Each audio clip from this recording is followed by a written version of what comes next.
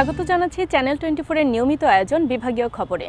ভিন্ন রকম সংবাদ নিয়ে আমাদের এই আয়োজন। আজ জানাবো রাজশাহী বিভাগের জেলাগুলোর খবর, সঙ্গে আছি শারমিন মাহমুদ।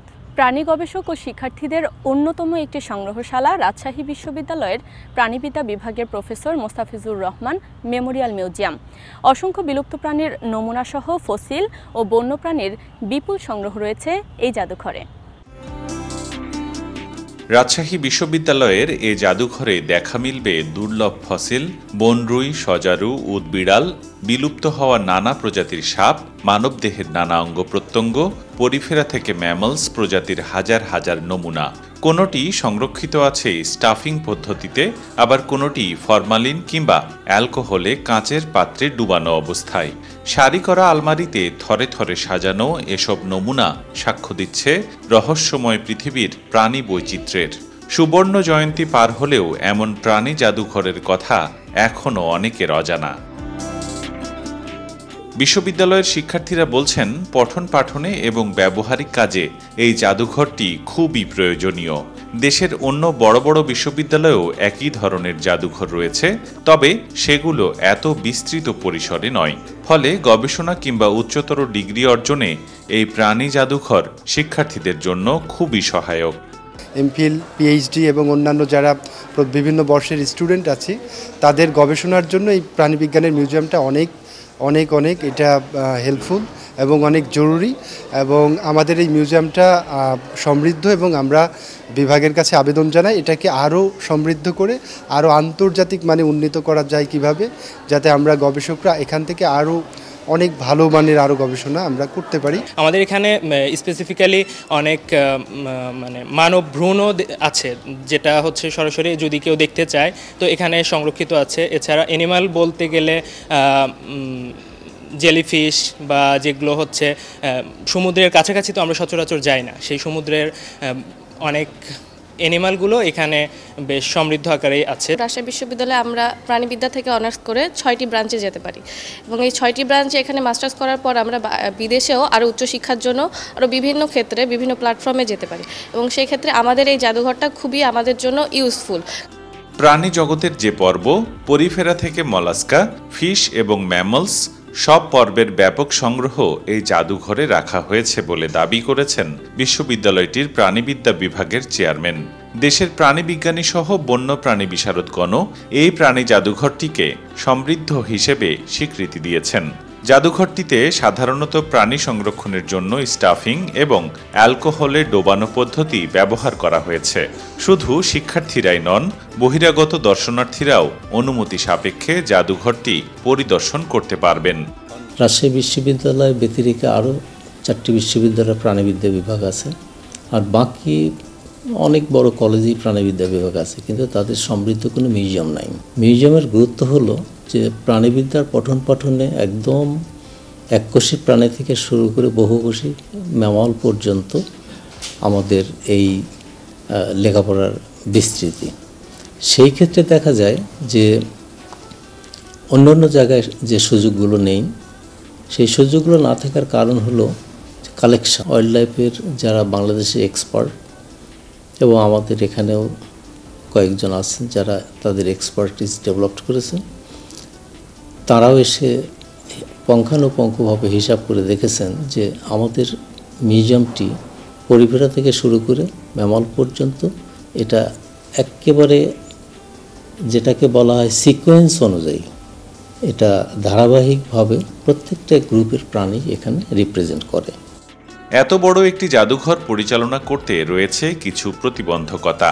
আর্থিক সংকট ছাড়াও রয়েছে ব্যবস্থাপনার জন্য দক্ষ জনবলের অভাব।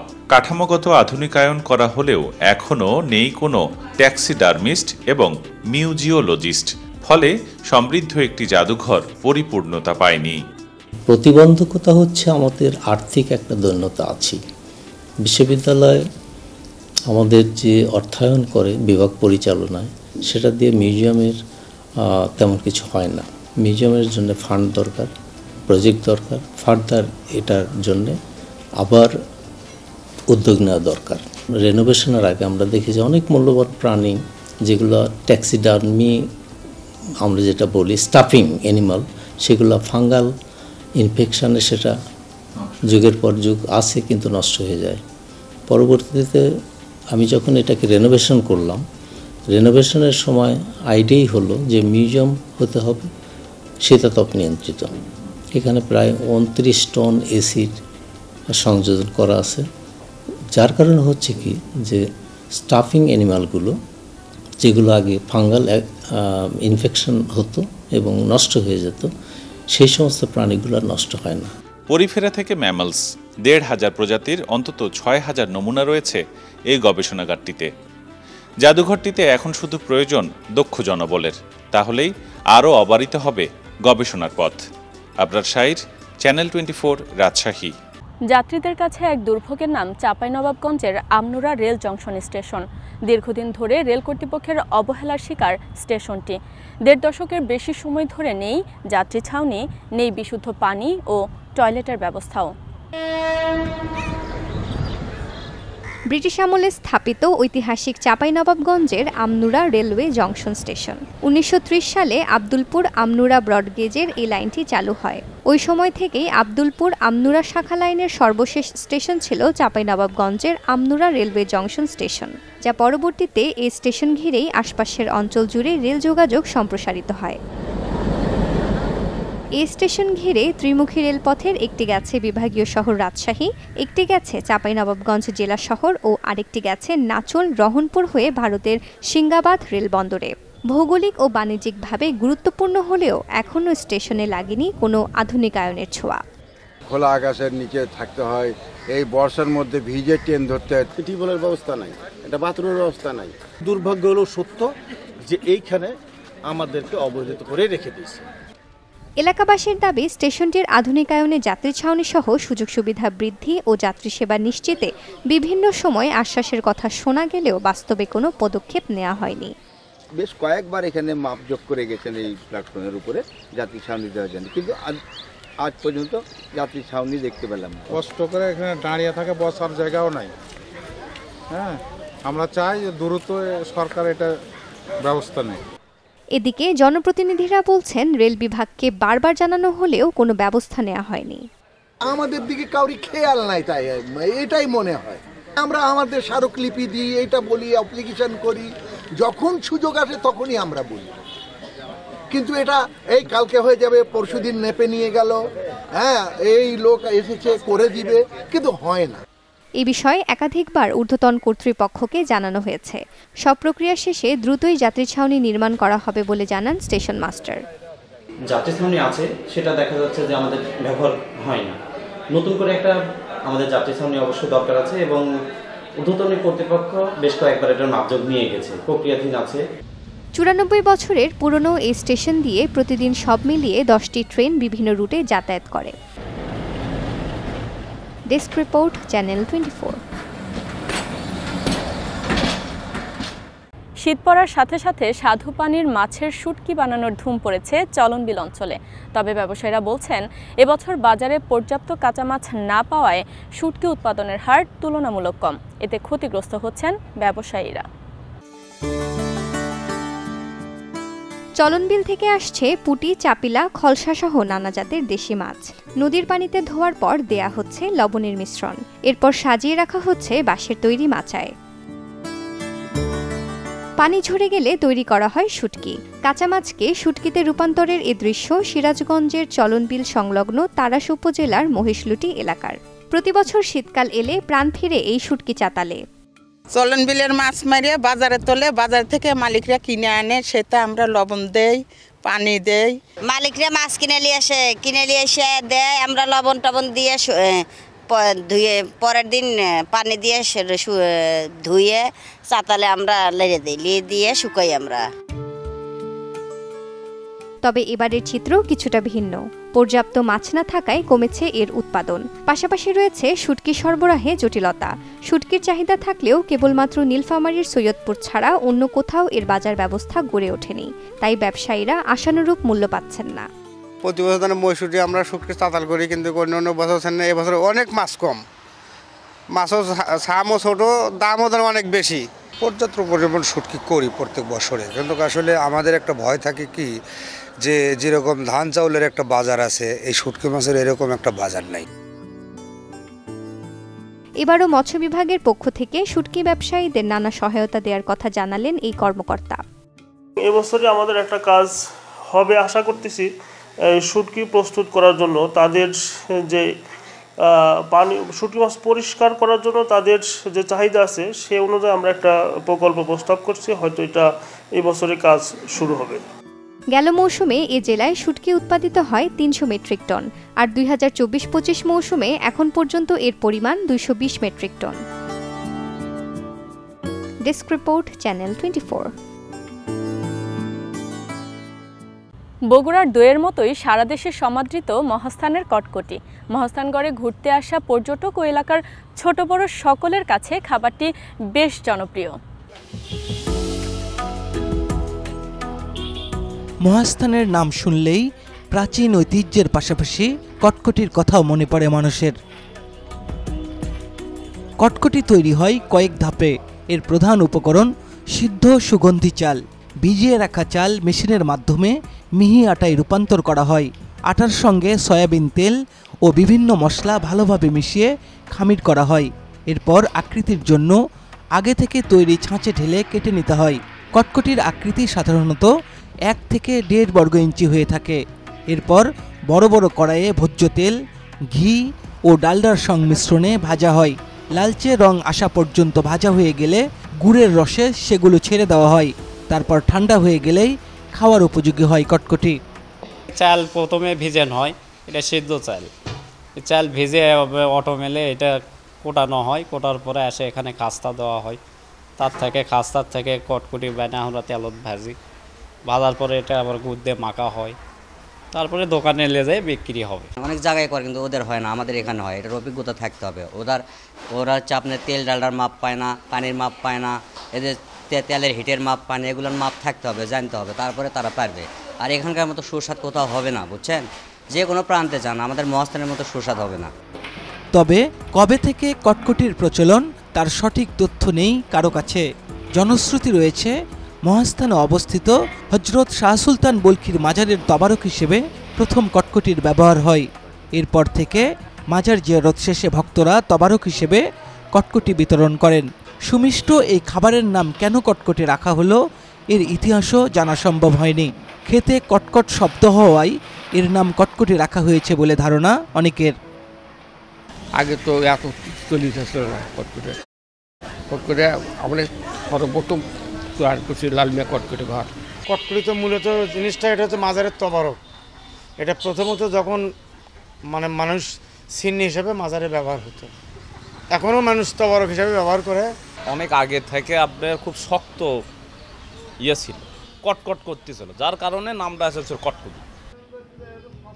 আকৃতিতে খুব একটা পার্থক্য দেখা না গেলেও উপাদানের ভিন্নতার জন্য কটকটির স্বাদে যেমন তফাৎ রয়েছে তেমনি দামেও রয়েছে রকমফের। 180 থেকে 350 টাকা কেজি দরে বিক্রি হয় কটকটি।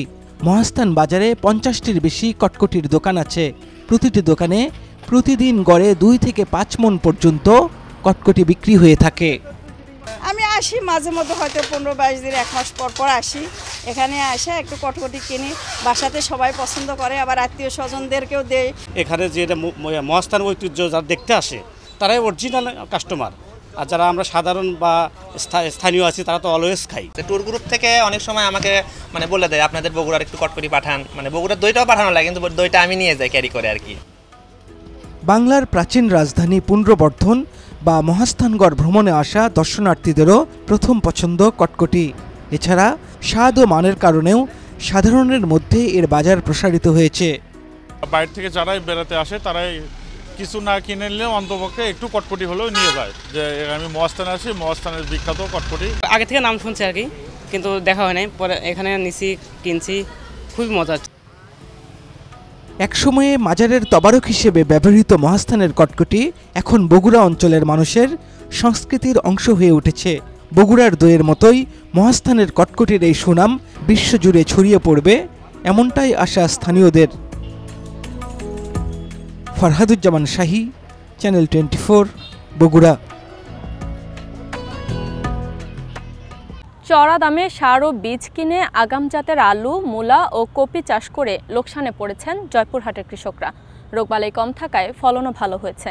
তবে শুরুতে ভালো দাম পেলেও ভরা মৌসুমে ভারতীয় আলু আমদানি করায় দরপতন হয়েছে বলে অভিযোগ ব্যবসায়ীদের।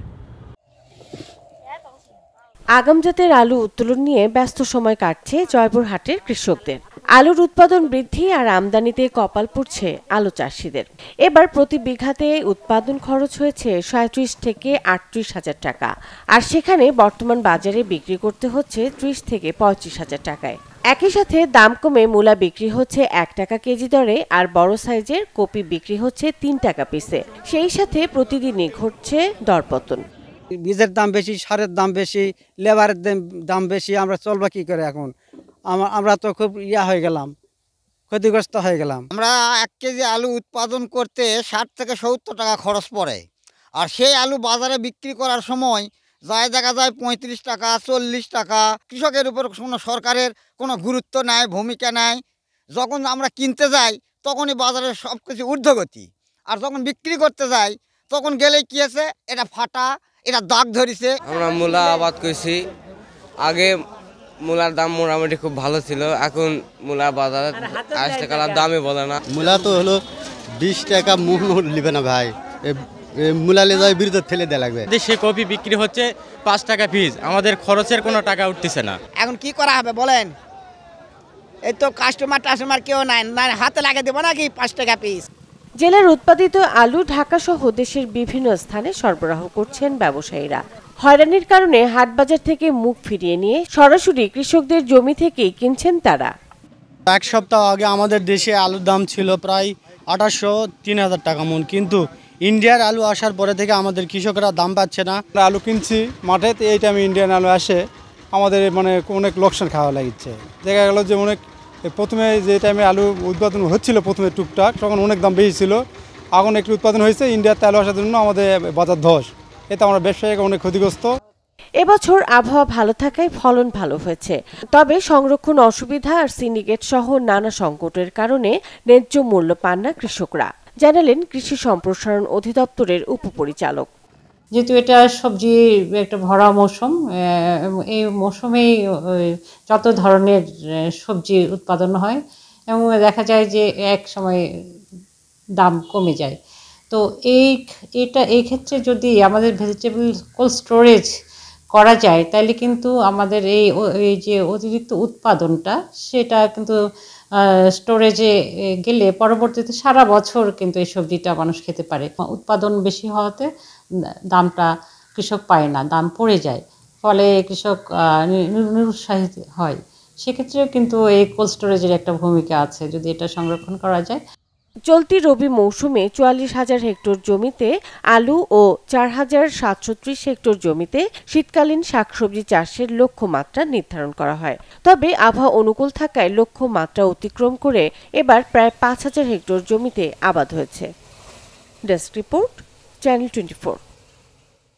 এই ছিল আজকের বিভাগীয় খবরে। আগামীকাল নতুন স্বাদ ও ভিন্ন গল্পে আবারও হাজির হব, সাথেই থাকবেন।